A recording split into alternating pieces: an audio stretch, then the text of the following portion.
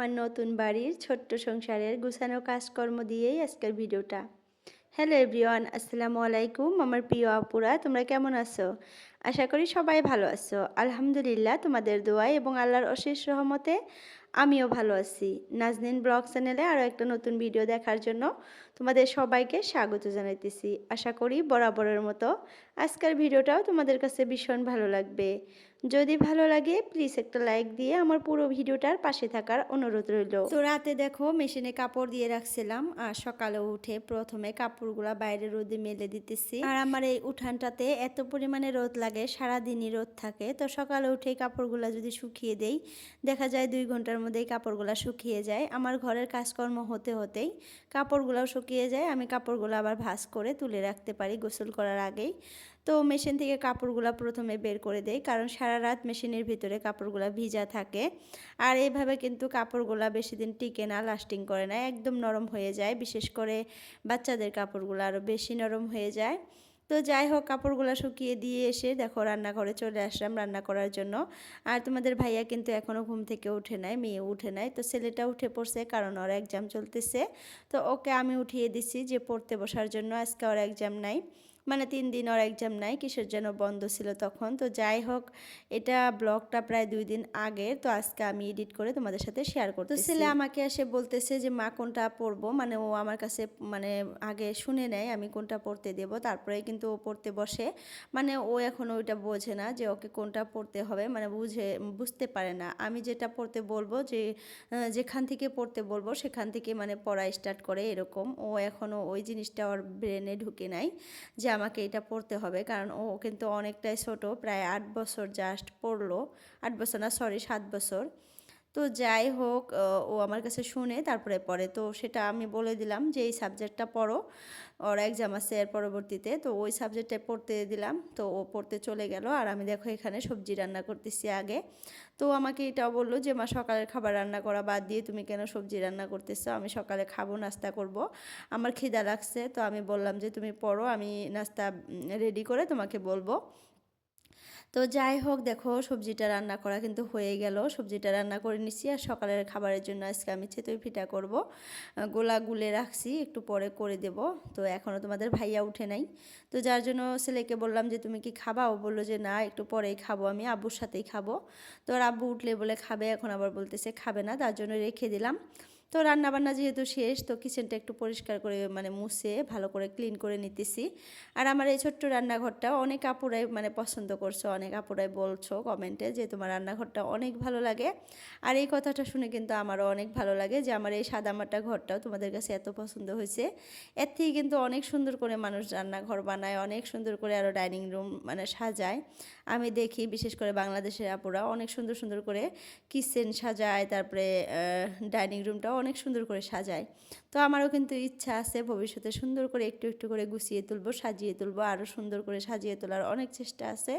তো দেখা যাক কত দূর করতে পারি। তো মানুষের কিন্তু আশা ভরসা এগুলো কিন্তু কমতি থাকে না, এগুলো সবসময় বেশি বেশি করে আশা। তো সেটা পূরণ করতে একটু কষ্ট হয়, তো সেটা আমারও হবে। তো একটু একটু করে সাজাবো। জাস্ট খালি নতুন বাড়িতে চলে আসলাম, এসে একটা একটা করে জিনিস কিনতেছি, একটা একটা করে সাজাইতেছি। তো এইভাবে আস্তে আস্তে করে আমার এই ছোট্ট সংসারটাও একদিন অনেক বড় হয়ে যাবে, আমি আশা করি আর কি এটা। কারণ মানুষের সারাটা জীবন এক থাকে না, একটু একটু করে বড় হয়। আর মানে কিছু কিছু ক্ষেত্রে দেখা যায় যে বড় থেকে আবার ছোট হয়ে যায়, এটা কপালের দোষে হয়। কিন্তু আমরা সবসময় কিন্তু আশা করি যে ছোট থেকে একটু বড় হই, বা এতটুকু আছে আর একটু বেশি করে করার চেষ্টা করি কিন্তু সবাই। তো এটা সবাই করতে পারে না, কেউ পারে কেউ পারে না, কেউ ব্যর্থ হয়ে যায় আবার কেউ সফল হয়ে যায়। কিন্তু মন থেকে ভালো করে যদি আপনি চাওয়াটা চান, আল্লাহর কাছে বিশ্বাস রেখে ভরসা রেখে ইনশাল্লাহ বলে যদি আপনি একটা মানে জিনিস আশা করেন আর মানে করার চেষ্টা করেন, সেটা কিন্তু আপনি সফল হবেনই, এটা একদম 100% সত্যি কথা।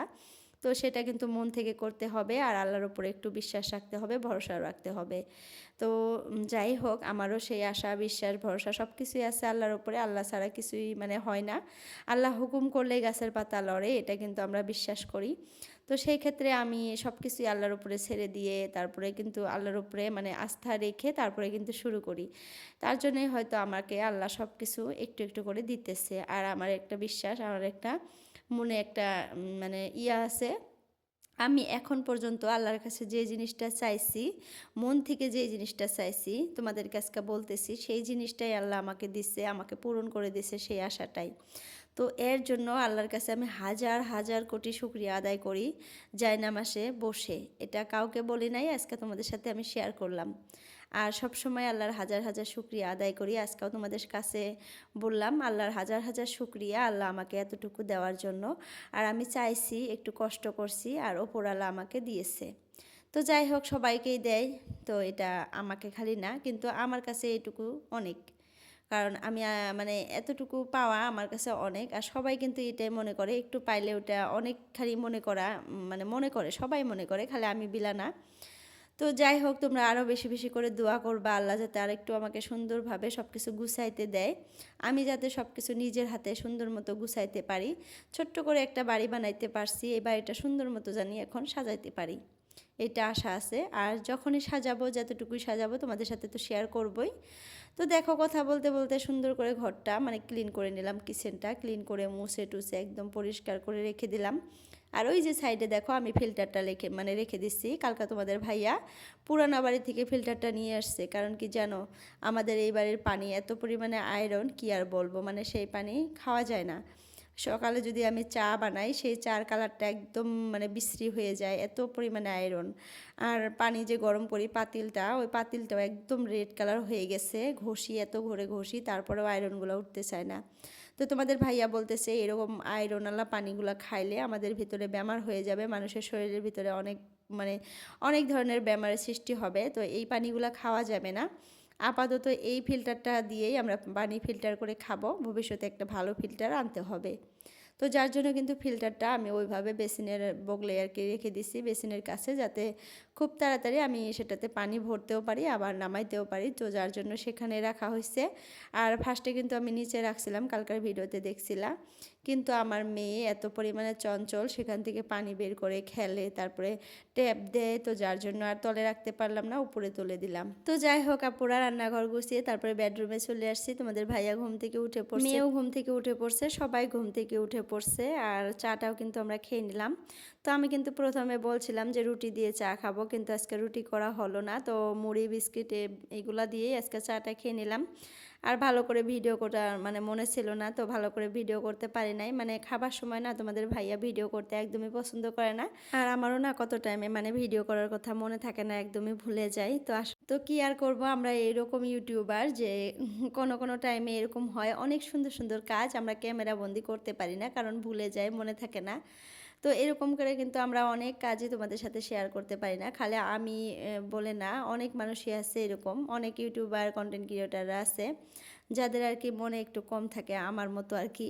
তো আমিও কিন্তু সেম ক্যাটাগরির, আমার এরকম কোনো কাজ থাকে আমি সুন্দর মতো করি, কিন্তু ভিডিও করতে মনে রাখি না, আর মনে থাকে না। এরই মধ্যে একটা পার্সেল আসছিল, 2টা পার্সেল, তো আমি আনবক্সিং করে ফেলছি, কিন্তু ভিডিও করতে পারি নাই, তো যার জন্য ওইটা রেখে দিছি। আবার ভালো করে আনবক্সিং করব ভাবছি, করে তোমাদের সাথে শেয়ার করব।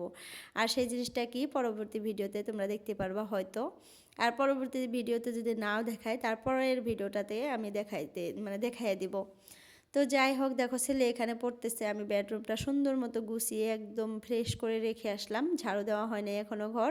তো এই বেডরুমটা মানে এই রুমটাও একটু ভালো করে গুছিয়ে নেব, বিছানার চাদরটা একটু টান টান করে পেরে তারপরে ঝাড়ু দিয়ে ঝেড়ে ছেলেকে ওই টেবিলের ওপরে পড়তে দেব। তো এই পাশে দেখো আলেনাটা অনেক অগোছালো হয়ে আছে, সকালে উঠে আলেনা বিছানা এগুলো কিন্তু সব অগোছালো হয়ে থাকে, তো এগুলো একটা একটা করে গুছাইতে হয়। রাতে কিন্তু সব কিছু গুছিয়ে সুন্দর মতো রেখে তারপরেই ঘুমাই, কিন্তু সকালে উঠে কেন জানি না সব কিছু এরকম এলোমেলো হয়ে থাকে। মানে এই আলনার থেকে তোমাদের ভাইয়া কাপড় চোপড় নিয়ে পরে যে ওই যে পরতে একদম এলোমেলো করে রেখে যায়। আমি কিন্তু অতটা এলোমেলো করি না, আমার ছেলেও করে না, কারণ ওর কাপড় লাগলে আমাকে বলে যে মা কাপড় দাও, এটা দাও ওইটা দাও, মানে যেটাই লাগে আমাকে বলে, আমি দেই। আর যখনই ও নিবে দেখবো যে এরকম এলোমেলো করবে না, কিন্তু তোমাদের ভাইয়া এত এলোমেলো করে কি বলবো, মানে সবার থেকে বেশি এলোমেলো করে তোমাদের ভাইয়া, মানে গুছাইতে তো পারেই না, আরও অগোছালো করে। আর ছেলে মেয়ে দুইজন কিন্তু একটু অগোছালো করে না, আরও পারলে, আমার মেয়েটা এত ছোট্ট একটা মেয়ে, কিছুই বোঝে না, কিন্তু ও তারপরেও দেখবা যে যেই জিনিসটা যেখান থেকে নেবে আবার ওই জিনিসটা ওই জায়গাতে রাখবে, মানে এখানকার জিনিস নিয়ে ওইখানে রাখে না, এরকম হয়তো আমার দেখে দেখে শিখতেছে, সারাদিন যেহেতু আমার সাথেই থাকে। তো যাই হোক, মানুষ বলে না, বাচ্চারা মানে বাচ্চাদেরকে যেটা শিখাবেন ছোটোর থেকে, যে শিক্ষা দিবেন ওই শিক্ষাই বড় হবে। তো ও আমাকে দেখে দেখে শিখতেছে, আমি কিন্তু শিখাইও নাই এখন পর্যন্ত, শেখানোর সময়টা আসে নাই যে শিখাবো। তো ও দেখে দেখে আর কি ওইটা মানে হ্যাবিট করে নিতেছে, আর অ্যাক্টিভিটি আর কি বলতে পারেন। তো যাই হোক, দেখো এই পাশে আমি যে মানে ওয়াশিং মেশিনটা একটু ক্লিন করে নিলাম, ক্লিনার দিয়ে। তারপরে বেসিনটা একটু ভালো করে মুছে নিলাম আজকে। প্রত্যেক দিনই মুছি, তো ভিডিও করা হয় না, আজকে একটু ভিডিও করে নিলাম। তো এই জিনিসগুলো না মাঝে মাঝে মুছতে হয়। আর একটা কথা কি, আমার নতুন বাড়িতে আসার পর থেকে ধুলিবালি এই মানে ভেজালটা একটু কমে গেছে। আমার পুরানা বাড়িতে কিন্তু ধুলিবালি অনেক ছিল, কিন্তু এই বাড়িতে আসার পর থেকে দেখি একদমই ধুলিবালি নাই। মানে 2 দিন 3 দিন 4 দিন পরে পরে যদি আমি এগুলো মুছি, তারপরেও দেখা যায় একদম পরিষ্কারই থাকে। তারপরেও আমার মুছার একটা অভ্যাস হয়ে গেছে যে না মুছলে ভালো লাগে না, মনে হয় যে আমি দেখতে পারতেছি না ধুলিবালি, কিন্তু আছে মনে হয়, এরকম লাগে। তো তারপরে মুছে দিই, তো এরকম। তো দেখো সব কিছু মুছে 2টা রুম 3টা রুম সব কিছু একদম পরিষ্কার করে নিলাম। তো এখন ঘরগুলো ঝাড়ু দিতেছি। ওই 2টা রুম ঝাড়ু দিয়ে নিছি অফ ক্যামেরাই। তো এই রুমটা ঝাড়ু দেওয়ার জন্য এসে তারপরে একটু ভিডিও করলাম। তো এখন ঘরগুলো সব ভালো করে ঝাড়ু দিয়ে তারপরে মুছে নেব। তো কালকেও কিন্তু ঘর মুছছিলাম, আজকেও মুছবো, কারণ ঘর না মুছলে আমার একদমই ভালো লাগে না। মনে হয় প্রত্যেকটা দিন ঘর মুছলে ভালো লাগে, যে দিনটা ঘর মুছি না ওই দিনটা মনে হয় যে নোংরা নোংরা লেতরা লেতরা মনে হয়। আর এখন কিন্তু একটু গরম গরমও লাগে, আর এই বাড়িতে আসার পর থেকে দেখি গরমের ভাবটা একটু বেশি। বাইরে গেলে ঠান্ডা লাগে, কিন্তু ঘরের ভিতরে আসার পর দেখি অনেকটাই গরম লাগে। রাতেও আমি অতটা কাপড় পরি না, এখন সকালে পরি একটু একটু, কারণ সকালবেলাটা একটু ঠান্ডা লাগে, ঘরের ভিতরেও ঠান্ডা লাগে বাইরেও ঠান্ডা লাগে, কিন্তু সন্ধ্যায় একদমই ঠান্ডা লাগে না। সন্ধ্যাবেলা কাপড় পরতে পরতে আমার একটু দেরি হয়ে যায়, একটু বলতে বহুত দেরি হয়ে যায়। তো যাই হোক, দেখো ঘরের কাজকর্ম সব শেষ করে একদম বাইরে চলে আসলাম। বাসনগুলো যে জমা হয়েছিল, আমি তো বলছি প্রত্যেক দিন এই মানে সকালের বাসনগুলো সব কিছু কিন্তু আমি এখানে নিয়ে আসা মাজি। অনেক সুন্দর করে মাজতে পারি, এখানে ছাই দিয়ে সার্ফ দিয়ে মিশাল করে তারপরে মাজি, যে অনেক পরিষ্কার হয়। আর ঘরেতে ভিম বার দিয়ে মানে মাজি, অতটা পরিষ্কারও হয় না। আর একটু জায়গার মধ্যে বেসিনের মধ্যে না আমার ভালো করে মানে ঘষাও হয় না, তো যার জন্য এখানে কি সুন্দর রোদ লাগে। এখানে বসে বসে খোলামেলা জায়গা, এখানে বসে ভালো করে ঘষে তারপরে এখানে রোদের মধ্যে আমি মানে বাসনগুলো শুকাইতে দেই, অনেক ভালো লাগে। আর এই জায়গাটাও কিন্তু আমাদের একটু প্লাস্টার করে নিতে হবে, একটু কদিন দেরি হবে। এই জায়গাটা সুন্দর মতো প্লাস্টার করে নেব, একদম পাকা করে নেব সম্পূর্ণটাই। আর উপরে একটা চালের মতো করে নেব, বারান্দার মতো করে, যাতে এই সিঁড়ি টিড়ি এগুলো সব ঢাকা মারা থাকে, বৃষ্টির জানি পানি না পড়ে, দরজাটাও সেফ থাকবে, তারপরে আমাদের কোলাপাটটাও সেফ থাকবে। বৃষ্টির দিনে কাজ করতে একটু আরাম হবে, কিন্তু ঠান্ডার দিনে একটু অসুবিধা হবে, কারণ রোদ লাগলে ভালো লাগে। তো কিছুই করার নাই, নইলে এই পাশের দরজাটা যে আছে দরজাটা একদম নষ্ট হয়ে যাবে, রোদ মানে রোদ বৃষ্টি এগুলা পাইতে পাইতে দরজাটার অবস্থা শেষ হয়ে যাবে। তো এই দরজাটার জন্যই এই পাশে আমাদের এখন আর কি বারান্দার মতো করে দিতে হবে একটা। তো দেখো উঠানের মধ্যে পানি দিতেছি। আর আমি কিন্তু আমাদের বাড়িতে অনেকগুলা গাছই লাগাইছি, বেগুনের চারা লাগাইছি, মরিচের চারা লাগাইছি। তো এইসব গাছের চারা না আমাকে এনে দিচ্ছে, মানে আমার জায়ের মা নিয়ে আসছিল। তো সেখান থেকে আমাকে 8-10টা বেগুনের চারা দিছিল, তো সেই বেগুনের চারাগুলো লাইন করে লাগিয়ে দিছি। তারপরে আমার একটা ননাস মরিচের চারা এনে দিছে, অনেকগুলা মরিচের চারাগুলো ওই পাশ দিয়ে লাগিয়ে দিছি। তোমাদের সাথে শেয়ার করা হয় নাই, একদিন শেয়ার করব, ভিডিওটা আছে আমার কাছে। আরও কয়েকটা মরিচের চারা লাগাবো, তো সব কিছু লাগিয়ে তারপরে তোমাদের সাথে শেয়ার করব। তার আগে দেখো উঠানটা ভালো করে ঝাড়ু দিয়ে নিতেছি, অনেক নোংরা হয়ে গেছে। আর ধুলিবালু উড়ে এই উঠান থেকে, পানি না দিলে না, ঝাড়ু দিলে এত পরিমাণে ধুলি উড়ে কি বলবো। তো যাই হোক আপুরা, আমার ভিডিওটা যদি এখন পর্যন্ত কোনো আপু দেখে আসো, প্লিজ সাবস্ক্রাইব করে দিও। তো আজকের জন্য ভিডিওটা এতটুকু রাখলাম, বাই বাই, আল্লাহ হাফিজ।